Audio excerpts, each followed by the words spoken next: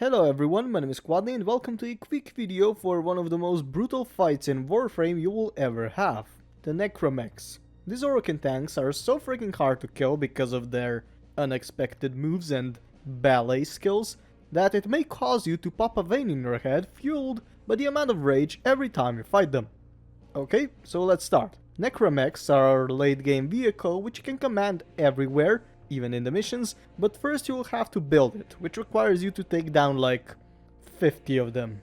If playing multiplayer, there shouldn't be any problems because at least one squad member will have such a glass cannon that the mech will be pulverized within seconds, or there's just too many distractions for it to actually be there, so it will be just scooped up by your squad. That's it. But if you're playing solo, things will be a little bit harder, so yeah, buckle up, buckaroo. This setup I have is as newcomer friendly as possible, so let's see what we have.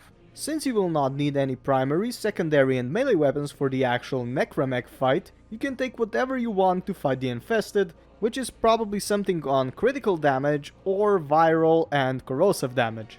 Okay, that's about the weapons, but now let's go to the Warframe, which is specific one. Excalibur Umbra, or just Excalibur if you don't have the Umbra yet. Why Excalibur? Well, we will see it in a bit when we fight the actual Necramech, but if you want to see my loadout, here it is.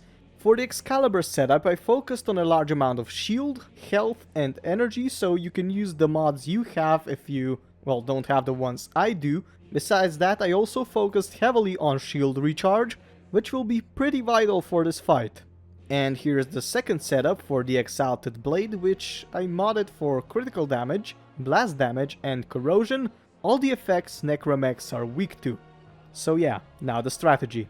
It is important to know which abilities the Necramech is using. As far as I know, there is two you need to watch out for. First one, the grenade shower, which you will definitely see since it is raining grenades, hallelujah, all over the place. You can easily get out by just jumping out of the way, and that's pretty much it. Just don't be close to the mech. The second major attack is the Void Shield.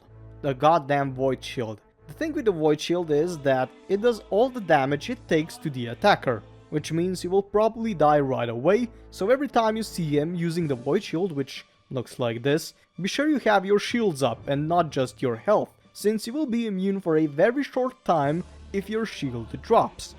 The weak spot for the Void Shields are on the back. There is a small area on the back which you need to hit in order to disable the Void Shields. If you miss, you may die. So yeah, watch out.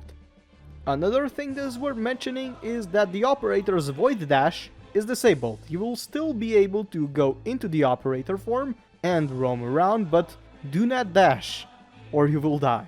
Now that we know our enemy, let's actually fight the Necramech. As soon as you come into the vault, you'll find the Necramech. If you don't, just search around a bit, the vault is not so big. And at this point your Excalibur comes in, and the fourth ability, which is going to be your best friend. Your Exalted Blade will hit two or more weak spots most of the time, the Necramech's arms and the back, since it goes right through it.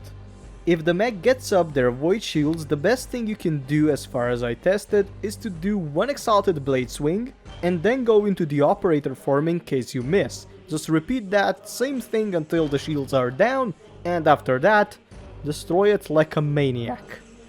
If you're doing more ISO vaults, be careful because there will be more than one Necramech in the vault, so I suggest you to just split them apart first and then take on one at a time.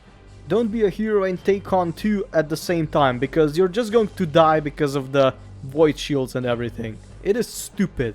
These Void things are stupid. Really freaking stupid. But that is pretty much it. I hope the guide was helpful. I went with Excalibur Umbra just because it is a quest frame and is the most unique, so the people might have it, but I have heard that Fluctus, or something like that, the archering weapon, does miracles as well. But okay, I'm just rambling at this point. Goodbye guys, have a nice day. Goodbye from Pink Excalibur.